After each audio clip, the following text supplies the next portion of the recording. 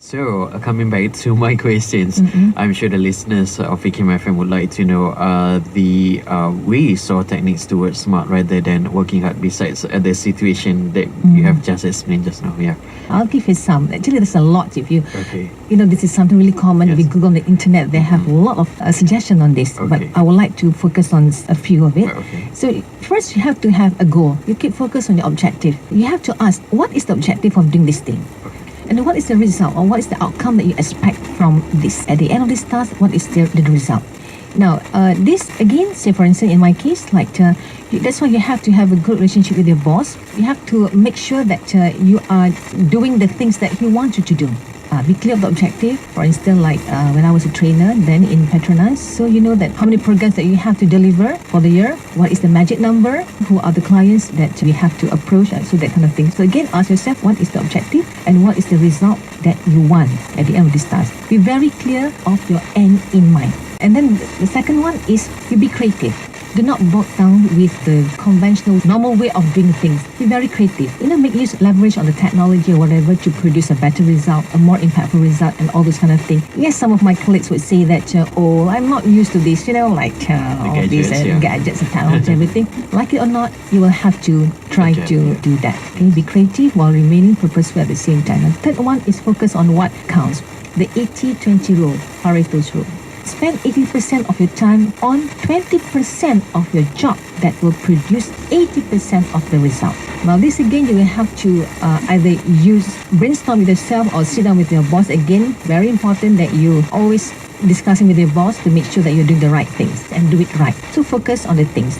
Again, when I was in Petronas, last time when I was not doing things smartly, I would always like to do everything under the sun. But when you learn that for you to be successful, you have to focus on the 20% that can produce the 80% of the result, and start to do things. Even though it means that your table is in a mess or whatever, so focus on the things. But what's important is that you do it right. You have to mingle with the right people, the people that can help you to bring the result. It's very important. With your boss, there is no excuse of not being good with him. People will say that you're trying to apple polish or what. No, it's not the case. It's apple polishing for the right reason. I would say that. People would say boarding or whatever.